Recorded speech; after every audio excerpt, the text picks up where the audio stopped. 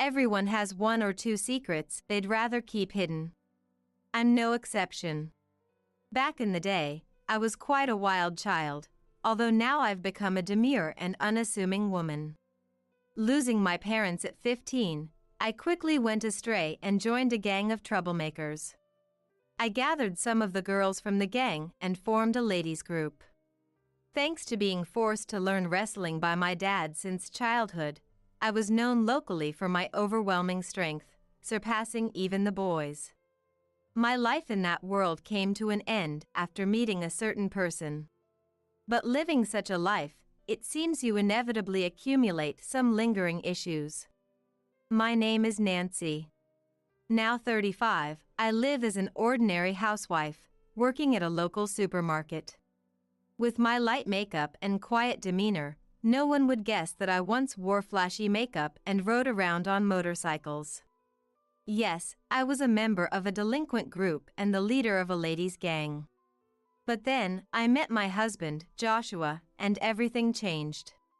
It all started 10 years ago, during a clash with a rival gang, when Joshua unexpectedly intervened. That gang used to start fights at every gathering. One day, a particularly fierce brawl broke out. Joshua joined in to save his brother, a member of the rival gang. As members of both groups were falling, Joshua and I were the last ones standing.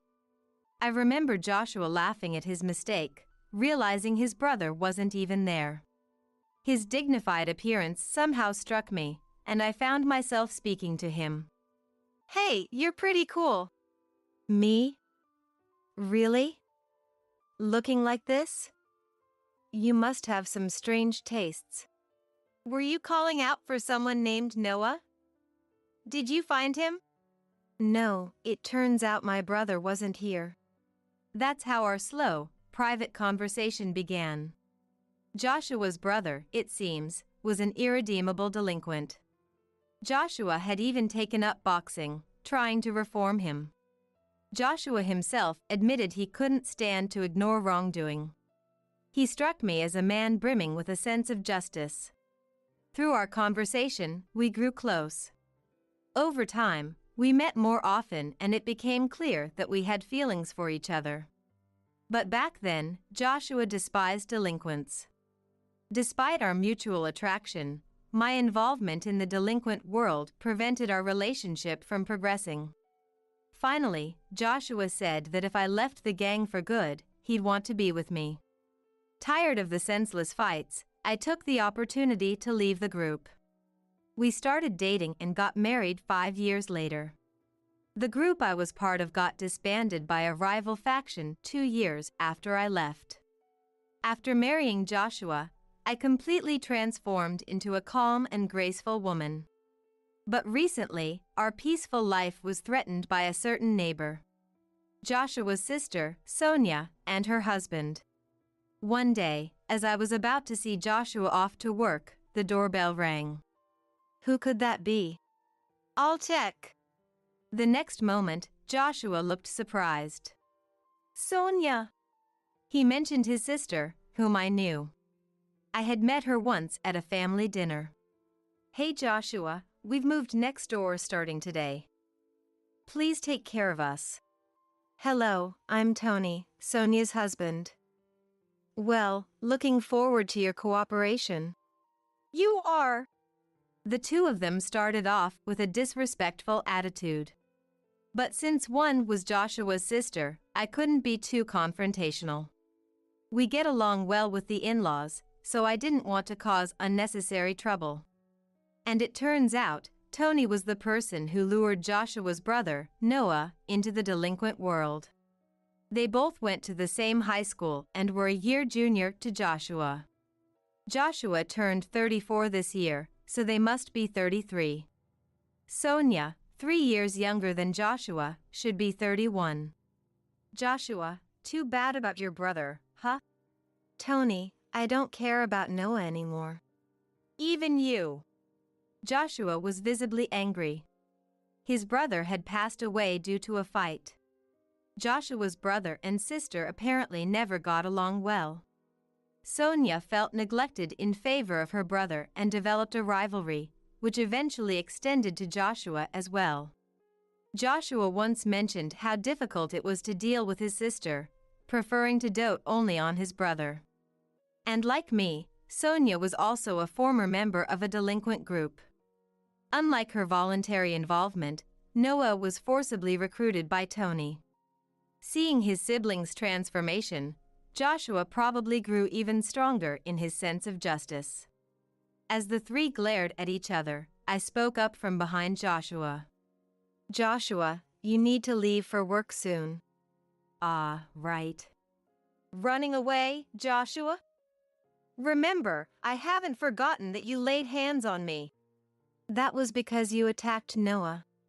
"All right, both of you, enough. We're done here." With Sonia's words, Joshua left for work, still unresolved. And at the same time, the bell tolling the start of Sonia and her husband's harassment began. An hour after Joshua left for work, the doorbell rang. But when I checked, no one was there. An hour later, there was a loud noise at the entrance as if something was violently placed there. When I looked, there was a heap of cardboard boxes dumped in front of the door. "What's this about?" No one was around. So I decided to ignore it and went back inside. Then, I heard a small popping sound from the balcony. I hurried over and found 3 broken eggs scattered. We live in an apartment on the corner, next to the room Sonia just moved into. This means the harassment likely came from Sonia's room, as there are no neighbors on one side and it's too high for someone from below.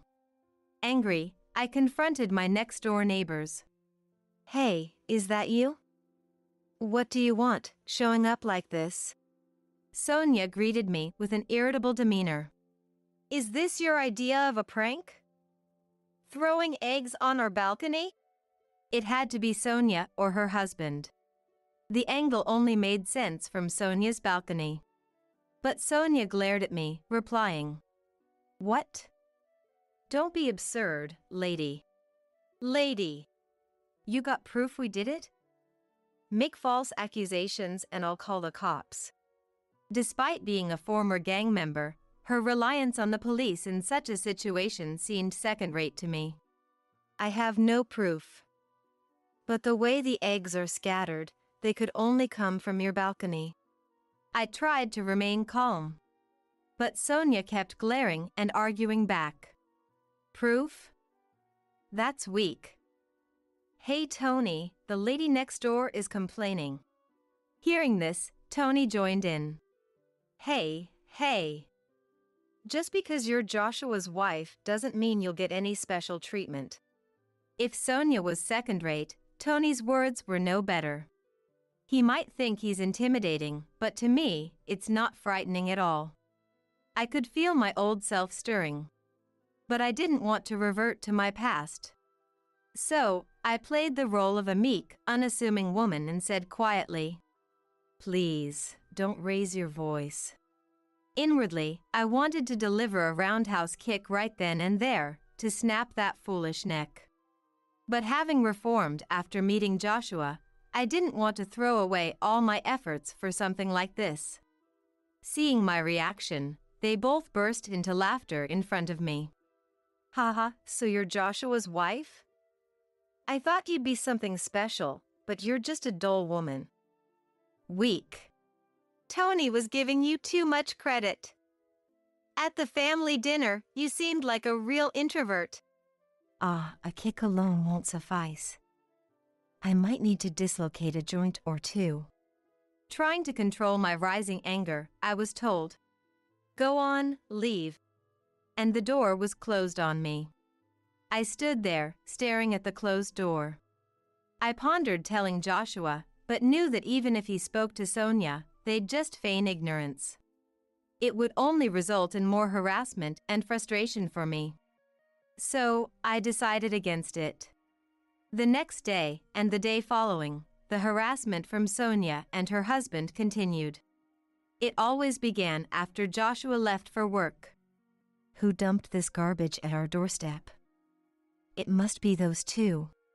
As I was about to leave for work at the supermarket, the door got stuck halfway, blocked by a bag of garbage. I reluctantly took it to the disposal area and then headed to work. 5 hours later, I returned home to find, "This is unbelievable!"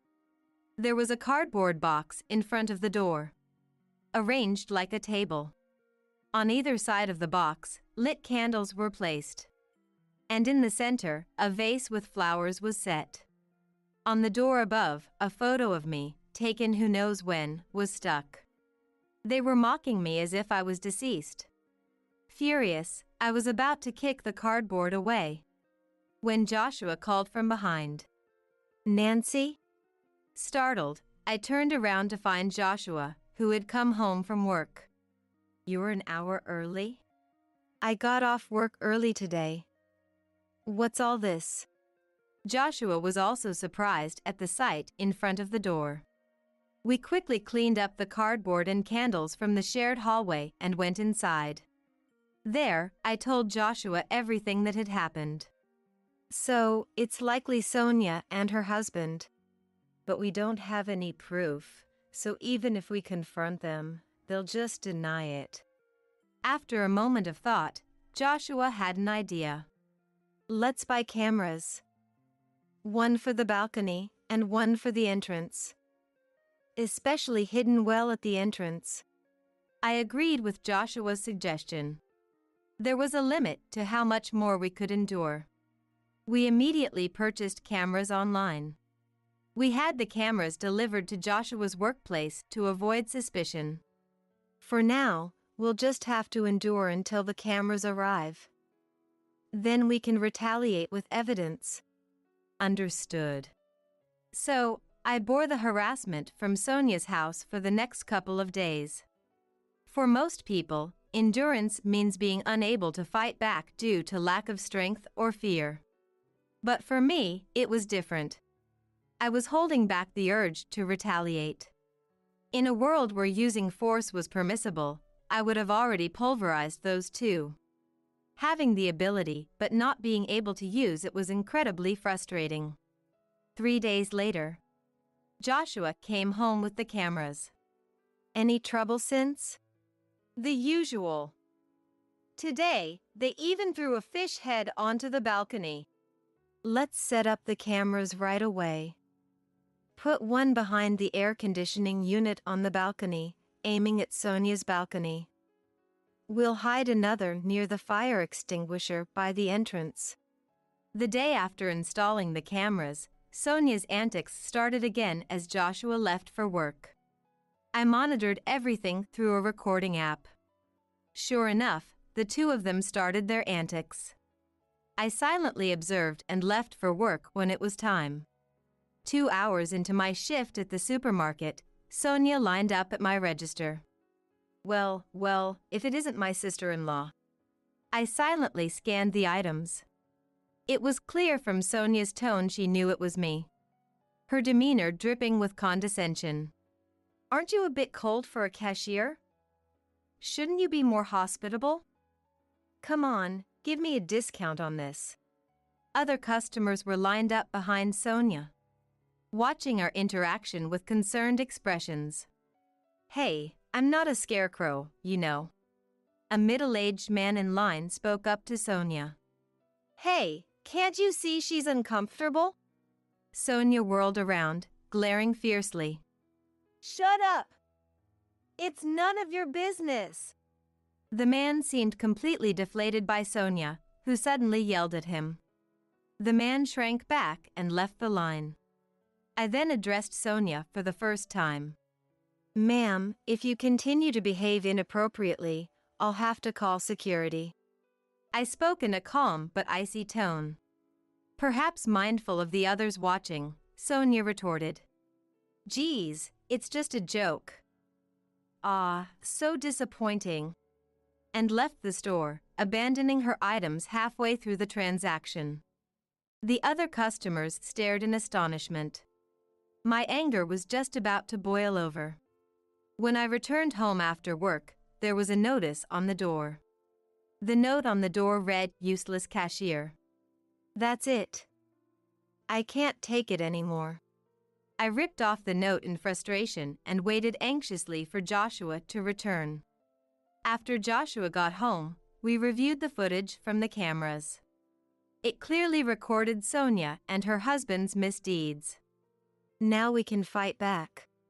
All right, let's go now. Anger filled Joshua's eyes. When we rang Sonia's doorbell, Tony answered. You two again? What do you want this time? Sonia appeared behind him. What do you want, Joshua? The two of them asked lazily. We finally began our counterattack. You too. As I started to speak, Joshua stopped me and stepped forward. Nancy, let me handle this. Sonia, and you, Tony. If you harass us any further, it won't end well for you. Joshua's voice was low and menacing. Tony retorted. What? You want to fight? Do you even have proof we did anything? Making baseless accusations like before. Before Tony could finish, Joshua started playing the video saved in the recording app. What this is? Our video capturing your wrongdoings. We had to install cameras because your harassment was too much. This silenced the usually talkative pair. Tony. Sonia, showing a hint of panic, turned to Tony. Tony, frowning deeply, glared back at us. Damn it, you got us this time. The trouble started from your end, remember? I said with a serious face. Tony retorted. So, we settle this with force, huh? Wait there, Joshua. I'm calling someone. Call whoever you want, we'll be ready. Joshua stood firm, undeterred.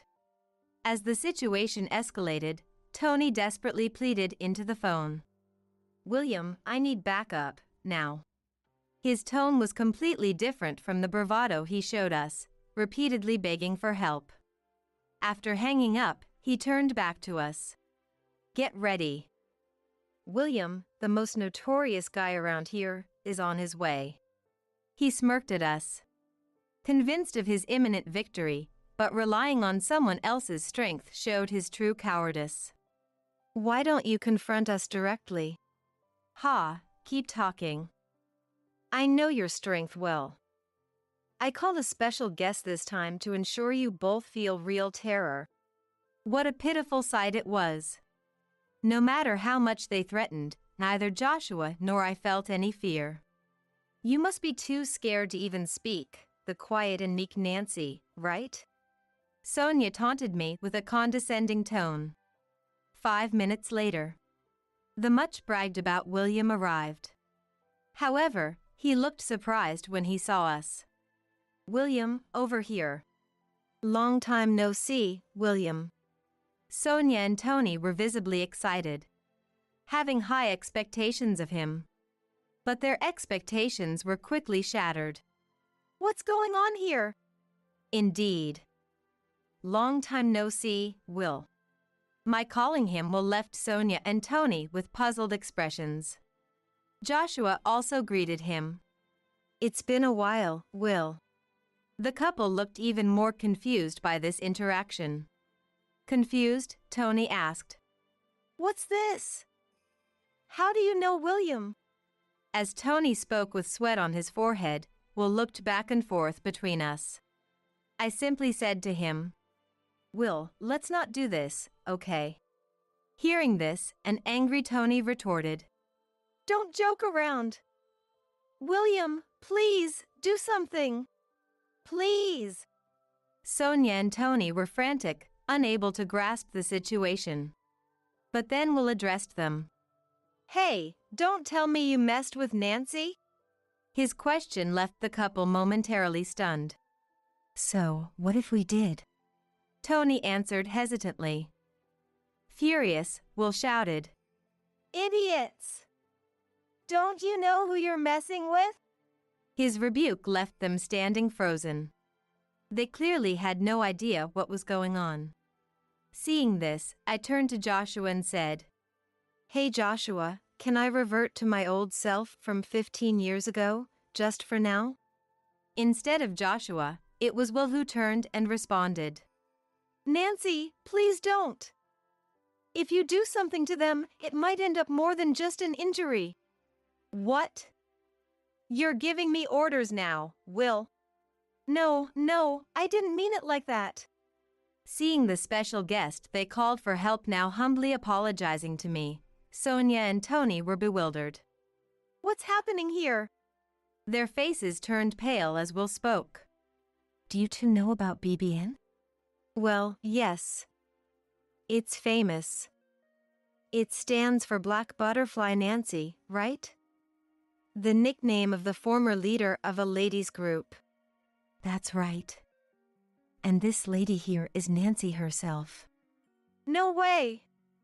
Really? What?" Both lost their bravado in an instant. Continuing, Will said, "Back then, I led another delinquent group. But we were decimated by Nancy's group. She could take down 30 people by herself." Sonia and Tony now looked at me fearfully. It made sense. They'd been harassing someone who they thought was inferior, only to find out she was the leader of a ladies' group they themselves had once belonged to. "I didn't know. Nancy is practically a legend. We joined the group 6 months after you left." As Sonia said, she and Tony had joined the group half a year after I had left. Will had been scouted by me and stayed in the group even after my departure, and looking after Sonia and Tony as their senior. He left the group just before it was decimated by a rival group. By that time, Tony had taken over as the leader, and was the last leader before its downfall. Before you ruined it, it was an invincible group. You can't match Nancy. That. How could this? Tony was increasingly cornered and distressed by Will. "Well, the group that took you down is now the strongest in New York State. But if Nancy was still active, she would still be the strongest." Hearing this, Sonia and Tony collapsed, their spirits broken. Seeing this, Will turned to me and apologized.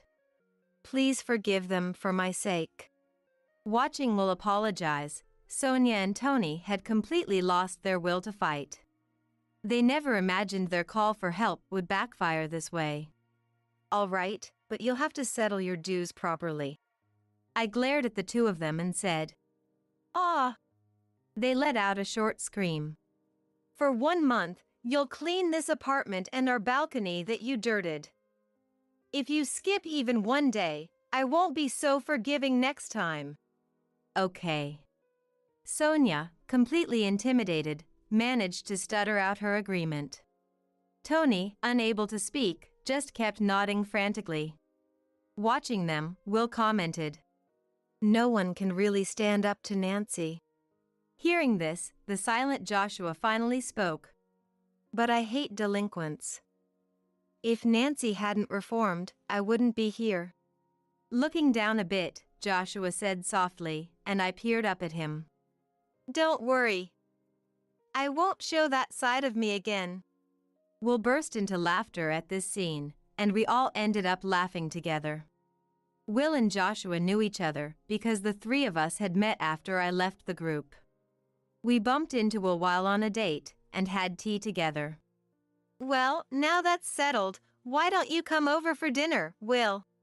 We three left Sonia and Tony slumped by the entrance and headed to our apartment.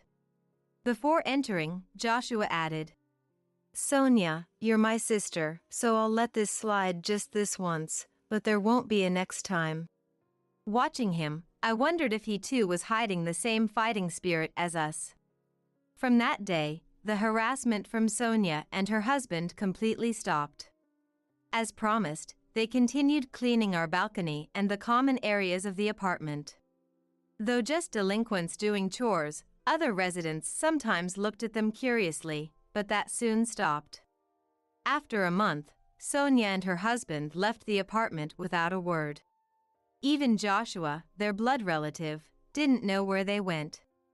They probably left, feeling awkward about staying in the same place. We had no reason to get involved further and thought they finally made a wise decision. Finally, we had our peaceful life back. Though neighborhood troubles are common, I never thought I'd be directly involved. At least it was resolved amicably. I have a past I'd rather keep hidden. Joshua has kept it secret all this time. I'm not ashamed of all my past, but I have reflected on my mistakes.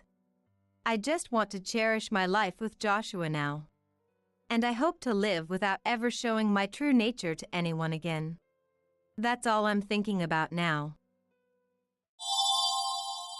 My health's been declining recently. To support my mother-in-law with her health issues, our family decided to temporarily live in her house. And so began our days of being constantly bossed around by my mother-in-law and brother-in-law. Then, one day, as my husband was driving, a call came in from my mother-in-law on his cell phone. Because of the poor signal, we put the call on speaker mode. Is she still alive? Stubborn, isn't she? If I wasn't there, she might have been seriously dead. Unaware that they were on a call, the two began their alarming conversation. And just like that, their sinister plan crumbled. Next, they were to receive social penalties for their outrageous actions. My name is Wendy. I live happily with my husband Tony and our beloved daughter Vicky. Our daughter has recently started kindergarten and she seems to be having a great time every day. Seeing her like this brings a smile to my face each day. Then, one day, my husband got a call from my mother-in-law, Barbara. My health's been declining recently, she said in a weak voice. Barbara had suffered a stroke in the past, leaving her with a slight paralysis in her limbs. That being said, her symptoms were not severe, and she was able to live her life without major inconvenience, walking around with a cane. According to her, the after effects of the stroke seemed to be causing her pain. It's hard to live like this. I'm not getting any younger, and if something were to happen, I might not be as lucky as your father was. Barbara continued nervously. What about we all live at your place until your health stabilizes? Catching me off guard. What about your brother, Matt? As far as I knew, Matt, Tony's brother, was living with my mother-in-law. But according to her, Matt was busy job hunting and she didn't feel secure with him alone. I was torn. To be honest, I didn't get along well with Barbara. She always had a lot to say and I had experienced her being rather harsh towards me in the past. But it wasn't just me who had issues with my mother-in-law. My husband, Tony, didn't exactly have the best relationship with his mother either. Apparently, she had always favored Matt, the eldest son, while Tony was treated as if he were an afterthought. When I broached the topic, Tony replied with a troubled look. That's true, but still, I am her son. Indeed, this seemed like a sentiment typical of Tony, a man of strong responsibility. Out of respect for my husband, I agreed to the temporary move to my in-laws' house. Moving homes is a big deal. Fortunately, our home and the in-laws' home aren't too far apart. Our daughter, Vicky, probably won't even need to change her kindergarten. Also, Vicky herself seemed fairly excited about the idea. So, I convinced myself, thinking, it's just until Barbara's health improves. With that, we started our life at my in-laws' house. But my burden turned out to be more than I had expected. First off, the house itself is pretty old, and its size means housework is quite a struggle. The time required for cleaning is off the charts. What's more, the volume of cooking and laundry has nearly doubled. I was under the impression that I'd just be helping my mother-in-law, but in reality, most of the housework fell on my shoulders. And while I was working hard, my mother-in-law was. Vicky, darling, it's such a lovely day, why don't we go shopping together? I want to come. And off she'd go, enthusiastically spending time with her granddaughter. And then, you see, that painting of Matt's won a gold medal. Oh, really? That's interesting. Hey! Are you really listening? This is the amazing part. She'd ramble on endlessly about trivial past achievements of her favorite son, all while munching on snacks. To be honest, it was seriously annoying. She seems to be in great shape. How is she in poor health? I eyed my mother-in-law with suspicion. Suddenly, she started coughing as if she was startled. Am I imagining the insincerity here? Well, let's end my rant about my mother-in-law here. Next is about my brother-in-law. He was also a significant pain in the neck. Contrary to the stories I'd heard, Matt turned out to be a jobless singleton almost entirely dependent on his parents. And his thoughts and actions were so childish, it was hard to believe he was a man in his 40s. Wendy, I'm hungry. Where's my lunch? Wendy, why didn't you wake me up? I missed my favorite show. I found myself catering to him as well. Even Vicky, my daughter, helps out around the house. He seemed to think he was entitled to having others look after him. I'm not your wife nor your mother. I screamed inside my head.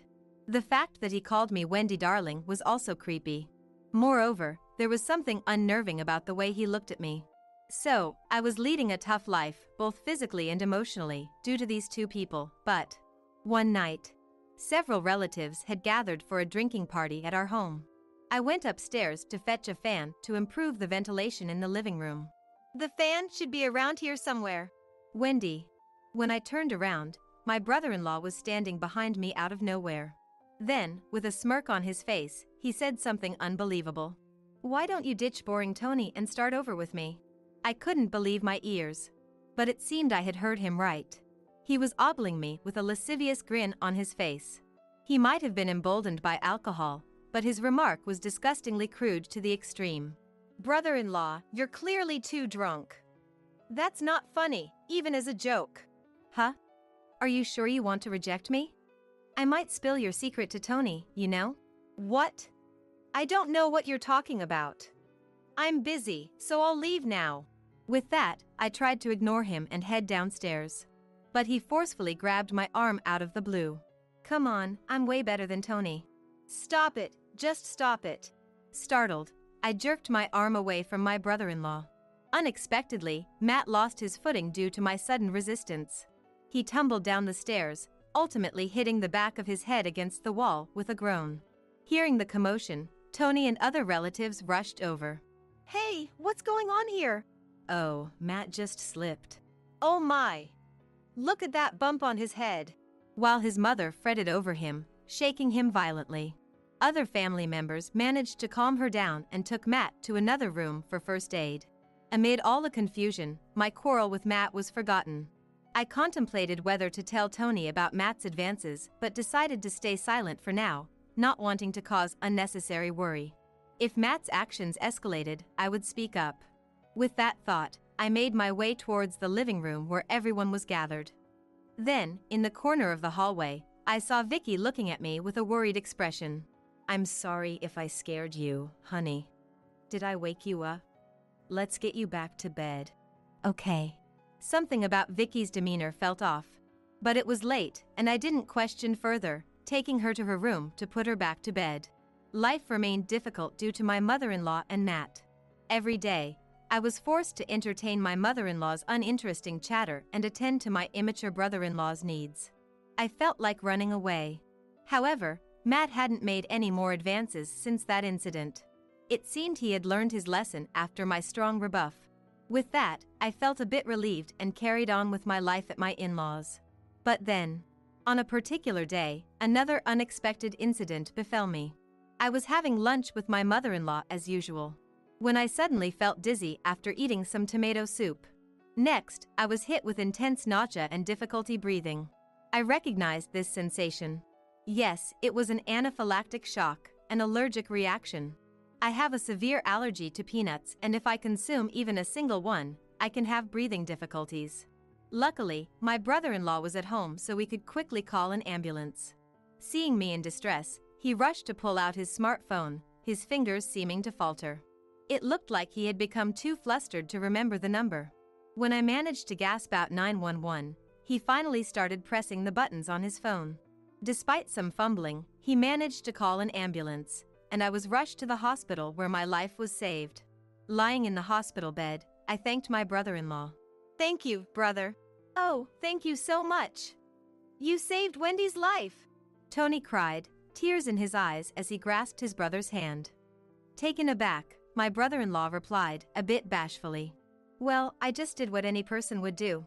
Although I was annoyed to admit it, even such a despicable person can be useful at times. I had to admit, I saw him in a slightly different light after that. But as much as I felt gratitude towards my brother-in-law, something else was bothering me. Why had I had an allergic reaction? Afterward, I stayed in the hospital for observation for 1 day. The next day, I was discharged without any complications and got into the car that Tony was driving to return to my in-laws' house. In the car, my daughter Vicky asked with concern, "Are you okay, Mom?" "Yes, I'm fine now. I'm sorry for worrying you. I thought my heart was going to stop when I heard you had been taken to the hospital." I was careful with the ingredients, though. I tilted my head and said. Just then, Tony's phone rang. "Oh, it's Mom." Because he was driving, he quickly switched to speakerphone. However, it seemed like there was a problem with the connection, and we couldn't hear what she was saying clearly. "Hello? That's strange." After a few seconds, we finally entered a stable call mode, but it seemed my mother-in-law hadn't noticed. She spoke to my brother-in-law Matt with a troubled voice.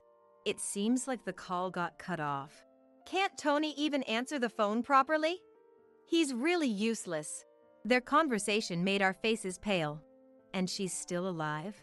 She's really stubborn, isn't she?" "Mom, you shouldn't say things like that. If I hadn't been there, she might have really died." "Doesn't matter. It's just karma for hurting my precious Matt." "Well, I did think it served her right." "So, what are we going to do about Wendy?" "Yeah, I'll try to win her over again. I think I can make it work this time. I mean, she probably fell for me again after this incident. After all, I'm her lifesaver, aren't I?" Unaware that they were being heard, they continued their alarming conversation. Meanwhile, Tony and I were left speechless, exchanging glances. Later, we arrived at my in-laws' house later than scheduled. "You sure took your time. Tony, you should have answered the phone. I wanted you to get something on your way back." They greeted us as if nothing had happened. On the other hand, Tony and I had stern looks on our faces. "Well, we had to stop by the police station." "Police station? Did you lose something?" "Vicky, your dad and I need to have a serious talk. Can you go to your room for a bit?" "Sure." As our daughter headed for her room, I thrust Tony's phone towards my in-laws. Then, I replayed their conversation that had been recorded. As a matter of fact, I had quickly set Tony's phone to record mode at that time. Upon hearing this, my in-laws' faces turned pale with shock. "What? How did you?" I continued, glaring at the two who wore guilty expressions. "What in the world is going on here?" "Well, that was just a joke. Sort of a small payback for you rejecting Matt." "Stop it, Mom. Don't mention." The brother-in-law stammers, trying to stop his mother from digging herself deeper. But it was already too late. "What? She rejected Matt. What is this about?" As I explained to my husband, his normally gentle face transformed into something monstrous. Then, he furiously started questioning his mother and brother. Before his onslaught, they confessed everything. It turned out that my mother-in-law was attempting to set me up with Matt. Worse still, the brother-in-law seemed to be on board with the plan. So, she had feigned illness to lure me to their house. The idea of trying to turn her daughter-in-law into her son's fiancé was so outlandish, I was chilled to my bones. The reason for this bizarre plan? They felt sorry for Matt, being single despite being the older brother. Their lack of empathy was so astounding, I could hardly believe they were human. Needless to say, their selfish scheme didn't pan out. And Matt ended up tumbling down the stairs in a pitiful fashion. As I remembered the events, I shuddered. At the same time, something my brother-in-law had said stuck in my mind. "What secret about me were you using as a threat?" With a side glance at my husband, he grudgingly replied, "It was about that $50,000 you're hiding." It appeared he was after my personal wealth as well. But he was way off the mark. He and my mother-in-law assumed that I was secretly earning money through stock trading or foreign exchange, but in reality, the money was from my hobby of writing, which I'd been doing for some time. In other words, it was a savings account approved by my husband, not some hidden wealth. He's always told me, that money is something you earned with your own hard work, Wendy. You can use it whenever you think it's necessary. Apparently, my brother-in-law had seen my bank book by chance when he visited our house and told his mother about it. "Why not make her your wife then?" she had suggested. Indeed, it's quite a horror story. Anyway, the plot between the two of them was quickly thwarted. As for my mother-in-law, it seems she was in revenge mode because I not only rejected Matt's advances but also caused him to get injured. So, she conspired with Matt to mix peanut powder into my lunch. She probably thought that they could retrieve the $50,000 later. But, seeing me suffering more than he expected, Matt became frightened and hurriedly called an ambulance. By the way, it seems my mother-in-law had been trying to get the passcode for the bank account from Vicky all this time. Of course, there was no way my daughter would know the number, so it was a wasted effort, but she seemed to be filling my daughter's head with nonsense like, "Mommy is doing something wrong to make money. Grandma will take care of it. Oh, don't tell Mommy about this. If you do, she might get arrested by the police." That day, the mystery of my daughter's strange behavior towards me was finally solved. What were you thinking, scaring your own grandchild like that? Aren't you ashamed of trying to steal your younger brother's wife? I always thought you were a fool, but I never expected this. As Tony voiced his anger and disbelief, his fists trembling, Matt, perhaps feeling his pride hurt, retorted, "Hey, don't get cheeky just because you're my younger brother. I'm way more handsome than you. If I had met Wendy before you did, she would have definitely married me." This further fueled Tony's anger. But there was someone even angrier than my husband. Yes, that was me. You've got to be kidding. Tony is a decent human being unlike you. There's no way I would marry a deluded jerk like you, even if hell freezes over. You middle-aged narcissist. Grow up and stop adding darling to my name. Before I knew it, I was shouting every insult I could think of. Matt seemed to shrink under my intense glare and harsh words. Regaining my composure, I cleared my throat and told them in a calm voice, "Anyway, your actions have crossed a line. I almost died, so I will be filing a criminal complaint for assault. Please pay the damages. I consulted at the local police station earlier. They advised me to discuss this with you first since we are family, but I have no intention of doing that now." No way. You're going to sue us." Faced with our wrath, the two of them were pale as a ghost, prostrating themselves on the ground. Then they started to plead with us in trembling voices, trying to get us to drop the lawsuit. "Wait, we didn't think you'd be hurt that badly." "Yes, that's right. It was just a spur-of-the-moment thing. Forgive us, we're family, right?" At their pleas, Tony and I exchanged looks and started discussing. Just then, Vicky entered the room. Perhaps she was bothered by the commotion. Suddenly, my mother-in-law said with a forced smile, "Come on, Vicky, I'm a little busy right now. Let's go back to your room." At that moment, I hastily called out to my daughter, "Did you, by any chance, tell your grandma about Mommy's peanut allergy?" "Yes. She told me to tell her about you, so I said that even one peanut would make it impossible for you to breathe and you'd die." As I gently stroked my daughter's head, I then sent a cold glare at the two of them. "There's no room for sympathy here. Accept your social sanctions quietly." And so, the two of them, cast aside by me, were stunned and fell apart on the spot. Later, we hired a lawyer and formally charged my mother-in-law and brother-in-law with assault. Because it was a family dispute, they didn't end up in prison, but they had to pay about $13,000 for my medical expenses, compensation, and the like. Naturally, neither of them had any savings to cover this, having led such a dissolute life. In the end, they reluctantly sold their family home for cash and made the payment. And as for the two of them now without a home.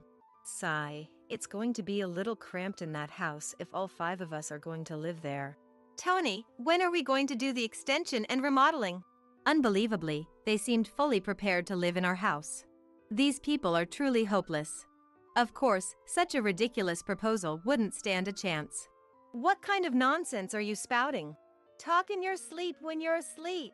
It was probably an explosion of pent-up frustration. The two of them, vehemently rejected by us, hastily left the scene. We heard that they later rented a room in a rundown apartment. They are said to be living a tough life, surviving on the wages my brother-in-law earns from his part-time job. On the other hand, we had returned to our own home for the first time in half a year. Ah, such a peaceful atmosphere. I breathed a sigh of relief. I'm sorry. It's my fault for deciding to live together. I should have thought more about it. Don't worry about it. It's your seriousness that I like, that's why I married you. Yes, my husband Tony often gets the short end of the stick due to his serious nature.